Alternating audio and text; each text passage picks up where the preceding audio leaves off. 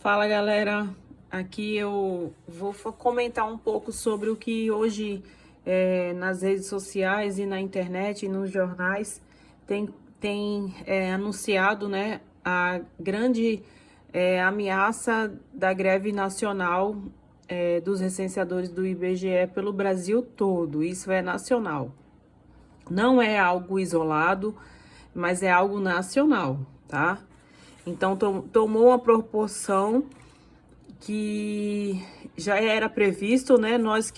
Eu que sou recenseadora, vocês podem acompanhar aí no meu canal aí, vocês podem acompanhar desde o início do curso o quanto foi desgastante fisicamente, emocionalmente, foi desgastante todo esse processo.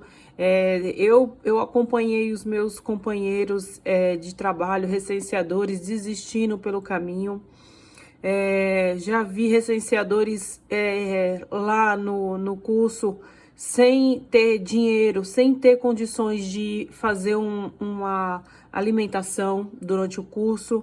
Vi recenseadores sem condições de ter dinheiro para fazer o transporte, porque alguns tinham que pegar dois transportes para ir e dois ônibus para voltar. Aqui a passagem tá R$ 4,20, tá? Então, isso ficou muito visível, né? Então, a posição do IBGE de não conceder um lugar que tivesse uma uma recepção melhor, né, para gente poder ter essas condições quando a gente estivesse no curso de pelo menos almoçar. Eu mesmo, vocês vão ver aqui um vídeo que eu fiz, eu levei marmita no primeiro dia. Eu fui dormir, acordei cedo e fui dormir tarde para fazer uma marmita. Eu fiz minha comida, eu fiz o meu suco, eu fiz o meu lanche da tarde, porque a gente ficava das 8 da manhã, eu saía de casa, né, às 6 horas, né, porque eu tinha que pegar ônibus. Para mim chegar até onde o curso estava sendo ministrado, eu gastava 1 hora mais ou menos de ônibus. Então, para mim chegar no curso e voltar às 5 horas da tarde, eu tinha que levar na bolsa comida, ou eu tinha que gastar um dinheiro que eu não tinha para poder se alimentar durante o curso. E eu vi isso dos meus colegas ali, muitos ali, sem condições nenhuma de fazer lanche, de conseguirem se manter, né? Então, isso já é um sofrimento, isso já estava previsto desde o início do curso, né? Então, aqui fala assim, recenseadores, eu achei essa matéria aqui no site jcconcursos.com.br, e aqui em cima está JC Concursos, tá? Então, a matéria fala sobre recenseadores do IBGE ameaçam greve nacional e pedem posicionamento do Instituto. Ao cobrar posicionamento da presidência do IBGE sobre as condições de trabalho, os recenseadores ameaçam deflagrar greve nacional. E aí agora a gente vem aqui mais embaixo, os recenseadores do IBGE ameaçam, Instituto Brasileiro de Geografia e Estatísticas ameaçam deflagrar greve nacional caso o Instituto não se posicione sobre a precarização das condições de trabalho aos contratados para a realização do Censo Demográfico de 2022. A informação é do Portal Nacional da Educação. De acordo com o portal, o principal motivo para a possível paralisação é a falta de pronunciamento do presidente do IBGE, Eduardo Luiz Gonçalves Rios Neto, sobre as condições de trabalho dos contratados temporariamente, né? Porque nós renovamos os contratos todo mês. 43 milhões de brasileiros já responderam ao questionário. Durante 3 semanas de coleta de dados, cerca de 43 milhões de pessoas responderam ao questionário do censo. de 2022 do IBGE e mais de 19 milhões de domicílios foram entrevistados em todo o país. Segundo o Instituto, a população da comunidade quilombola será recenseada a partir desse censo, né? Como não só o pessoal os quilombolas, como também no questionário, né, de amostra tem a pergunta sobre o autismo, né? Os autistas entraram também nessa pesquisa, que são são pessoas, são crianças, né? Famílias que precisam dessas políticas públicas, gente. Os autistas, as famílias que têm autismo na família sabem dessa necessidade. Os licenciadores contratados estão afirmando que uma das dificuldades é a coleta de informações dessas comunidades, além de outras questões como... E para quem não sabe, essas informações que nós coletamos, elas são imprescindíveis, elas são a base das políticas públicas e privadas do ano de 2023. Sem esse censo, com a coleta com qualidade, né, é impossível começar o ano no país tendo certeza de nada. Então, veiculação das notícias falsas, deslocamento em áreas perigosas ou de difícil acesso, ameaças, agressões verbais e físicas e o assédio sexual, abuso de autoridade, falta de assistência da supervisão com a sua equipe em campo, divergência de informações prestadas durante o treinamento e na prática, como, por exemplo, o fechamento do setor censitário, a porcentagem do número de ausentes e recusas, desligamento sem ou com justa causa sem justificativa, falta de divulgação, outros meios de comunicação, outdoor, carro de som e outros, ausência da ajuda de custo do treinamento realizado em julho. Também ao site, um recenseador que não quis se identificar afirmou que criou grupos no WhatsApp para coletar informações dos licenciadores de todo o país, além de confeccionar uma carta cobrando posicionamento sobre o assunto, procurada pela reportagem do portal PNE, o IBGE não se manifestou sobre o caso. Confira a carta escrita pelos recenseadores. Essa carta diz: nós, a União dos Recenseadores do Brasil, Grupo Pacífico, independente de livre iniciativa, gostaríamos de comunicar ao Instituto Brasileiro de Geografia e Estatística sobre as lesões aos direitos dos recenseadores, que são muitas, gente, muitas. Inicialmente, gostaríamos de pontuar os frequentes e costumeiros atrasos em relação aos pagamentos da categoria, que isso é em geral, isso foi geral, nacional, não foi nada isolado e nem por acaso e nem sistema, isso... Hoje você faz um Pix, eu falei pro meu esposo, hoje você faz um Pix, na mesma da hora cai na tua conta o Pix. Você vai pagar algo com o Pix, na mesma da hora cai. É impossível hoje a gente não ter um sistema rápido de pagamento bancário, que um pagamento demore 30 dias para ser caído numa conta.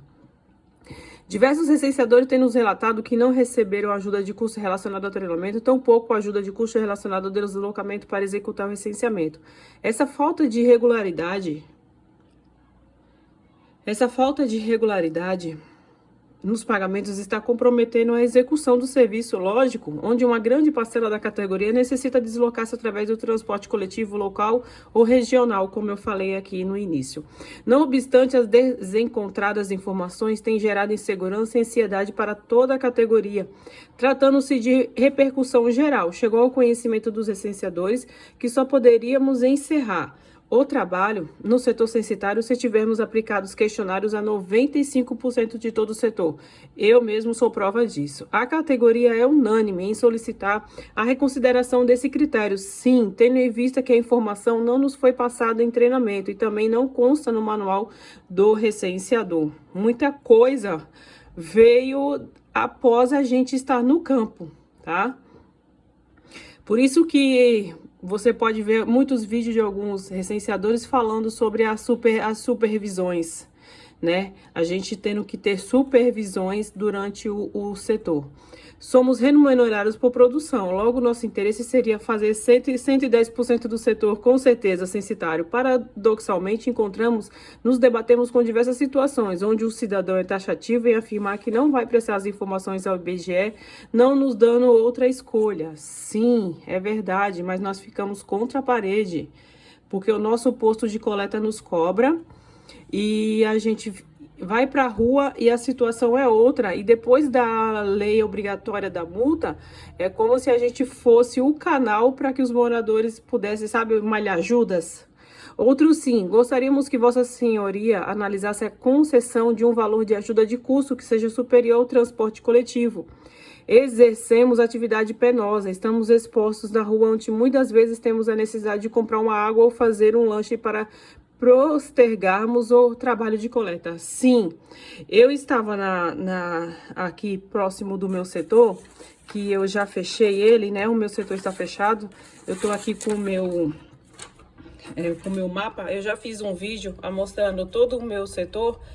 Então, o que acontece? Eu não moro próximo aqui desse setor. E eu fui na padaria fazer um lanche. Sabe quanto que eu deixei na padaria para mim fazer um lanche? Para mim não ter que voltar para casa e não perder tempo e conseguir terminar o meu setor? Eu gastei R$11 para mim comer um pão com 2 fatias de queijo e um todinho pequeno. Eu gastei R$11.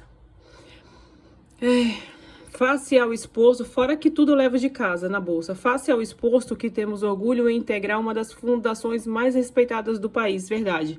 Desde 2010, no meu coração entrava essa necessidade de fazer alguma coisa pela minha comunidade, né? Fazer alguma coisa pelo lugar onde eu moro.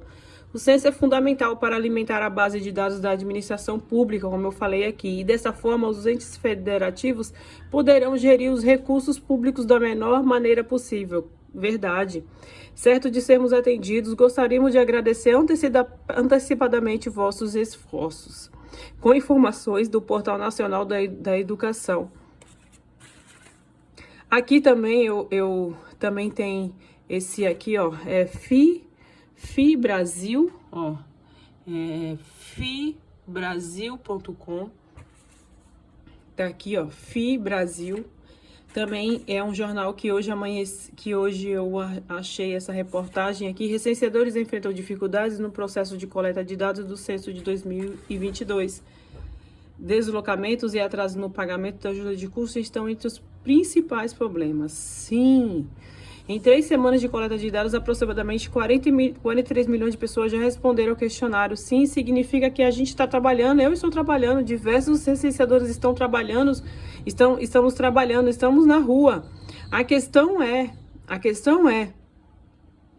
eu tenho ainda uma outra renda, eu ainda tenho um outro apoio, né? Eu tenho um outro apoio, um outro sustento. Mas quem veio para o IBGE necessitando de um retorno automático, rápido, para dar continuidade a esse trabalho que a gente quer trabalhar, por isso que nós estudamos, passamos no concurso, porque a gente quer trabalhar, né? Porque a gente quer ficar em casa, ganhando do governo, mamando no governo, como muitas vezes estamos sendo taxados aí, né? Então, muitos recenseadores do IBGE estão ameaçando entrar de greve nacional contra a falta de pronunciamento do Eduardo Luiz Gonçalves Rios Neto, presidente do IBGE, sobre a precarização das condições de trabalho aos contratados para a realização do censo demográfico, com informações do portal PNE. Isso mesmo. Então, a finalidade, né, na verdade, para que tudo isso chegasse a esse ponto, né, foi uma panela de pressão que já vem desde o mês de julho, gente, desde o início do curso. Eu presenciei, eu tava aqui pensando aqui, lá no meu curso presencial, jogaram a gente dentro de um local, uma sala que não comportava o tanto de recenseadores que estavam ali dentro. Tinha 4 a 5 ar-condicionados e não deu conta. No segundo, no terceiro dia, de repente apareceu um monte de ventiladores. Gente, apareceu. E eu já compartilhei aqui com o meu grupo aqui de recenseadores aqui, eu compartilhei com eles aqui sobre tudo o que está acontecendo. E o que acontece? E tem alguns aqui que estavam falando, né, lembrando aqui de que o nosso sofrimento não é agora no setor, no campo. O nosso sofrimento vem lá do curso, vem lá do tempo do curso, desde quando a gente começou lá atrás, ó. Começou lá atrás, falando que os treinamentos, eles iriam pagar almoço pra gente, e não pagaram nenhum café. Nenhuma estrutura decente nos deram. Nos colocaram num pátio longe de tudo praticamente. Num pátio significa o local onde a gente fez o curso, tá? O local onde a gente fez o curso realmente era afastado do centro da cidade, afastado de tudo, um lugar bem afastado. Longe de tudo praticamente, sem ar-condicionado e sem nada ali, pessoas sem ar-condicionado quer dizer, tinha um ar-condicionado, mas o ar-condicionado não estava funcionando, não sei o que estava acontecendo com aqueles ar-condicionado que não estava dando conta, não estava refrigerando o lugar, e aquela semana foi uma semana quente, então eu mesmo passei mal. Eu tive que ir para uma outra sala menor, ao qual o ar-condicionado estava funcionando, mas quem ficou na sala maior, onde tinha a maioria de recenseadores, aconteceu isso aqui. Muita gente passando mal, muita gente com a pressão baixa, o calor e a quentura do lugar ficou insuportável. E sem nada ali, pessoas que têm que comer porque sofrem algum tipo de problema e têm que se alimentar. Se lascaram pedindo marmitas ou comendo em restaurante. Nem um mísero micro-ondas tinha naquele lugar. Isso aqui quer dizer assim, ó. Quando eu cheguei no primeiro dia, eu pedi para que deixassem, para os meus superiores, que deixassem eu esquentar a minha marmita, que eu tinha levado uma marmita. Eu sei o quanto tá caro a alimentação na rua, no restaurante, está caro.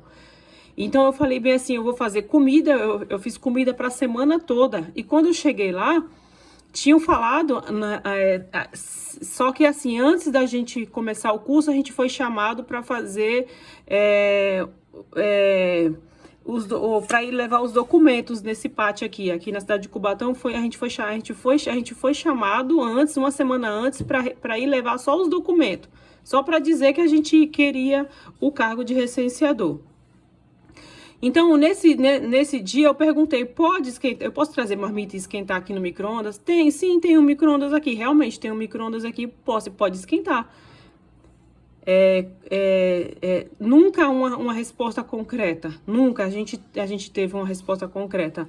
Então, eu levei comida, eu tenho um vídeo aqui, eu queria que vocês olhassem esse vídeo aqui, foi um dos primeiros vídeos que eu fiz no dia que eu tava saindo de casa, com a minha bolsa cheia de comida, pensando que eu iria passar um dia tranquilo, ao qual eu só teria que me preocupar com o estudo do curso. Gente, quando eu cheguei lá, eu não podia usar o micro-ondas, que o micro-ondas eram dos superiores, e estava naquela sala ali dos superiores.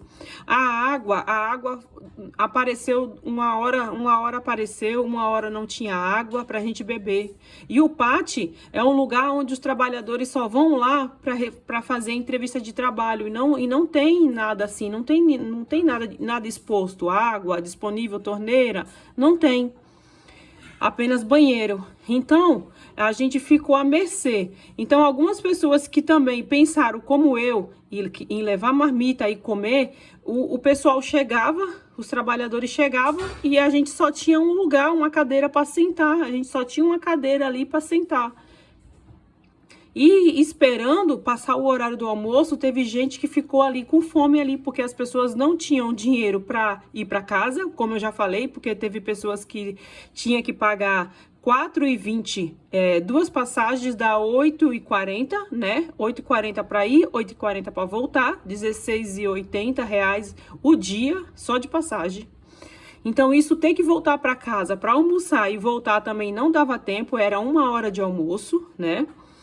Então, também vinha os horários de intervalo, de comer, de lanchar.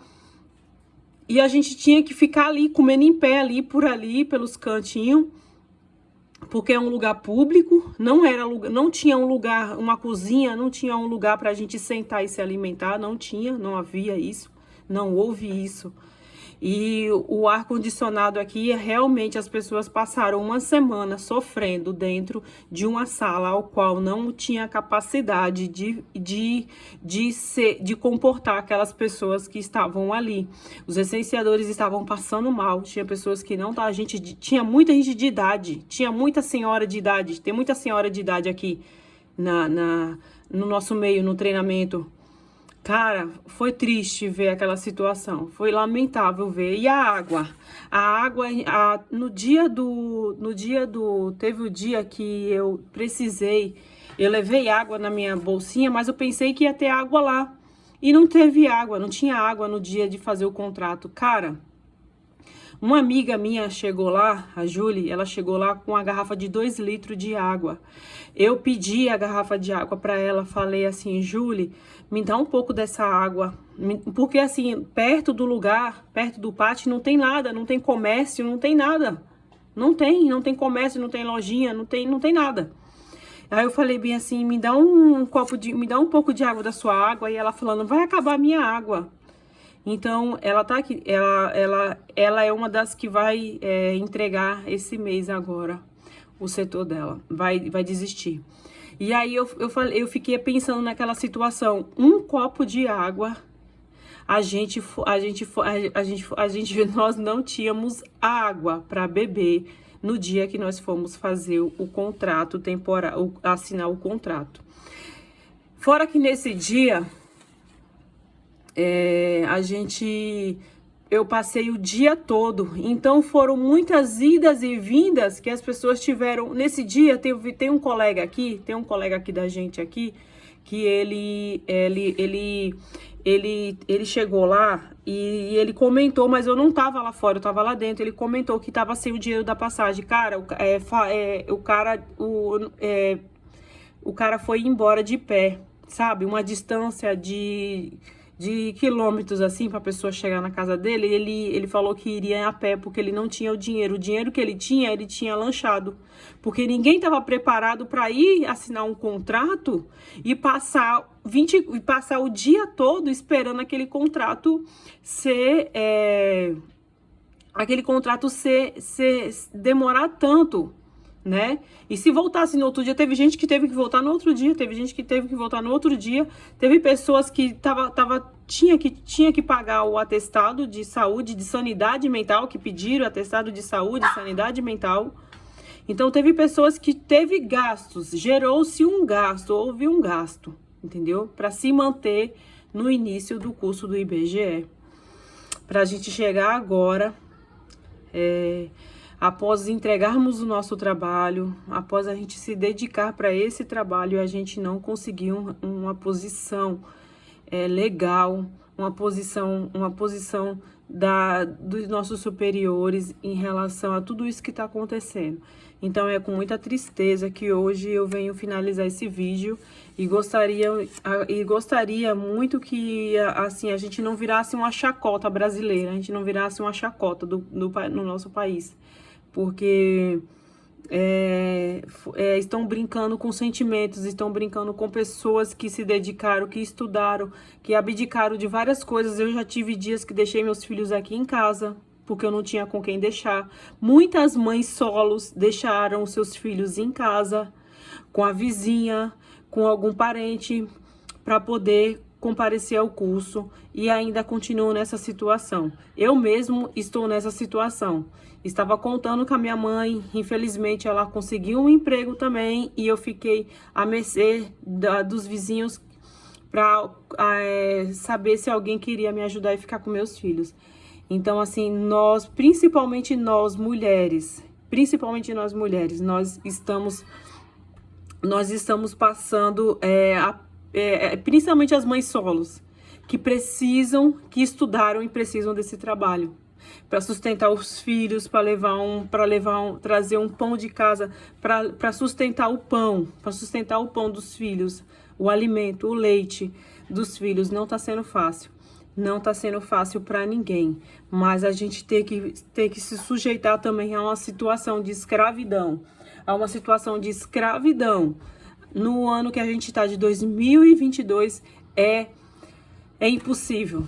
É impossível a gente passar por tudo isso e a gente não chegar nas redes sociais e não desabafar e não procurar se recompor aqui nesse grupo aqui. Todos os dias a gente se fala, todos os dias a gente troca experiência, todos os dias nós ajudamos uns aos outros, todos os dias nós comentamos sobre tudo que nós passamos, para que um venha reconhecer que não está sozinho. Nós não estamos sozinhos. Os licenciadores do Brasil não estão sozinhos.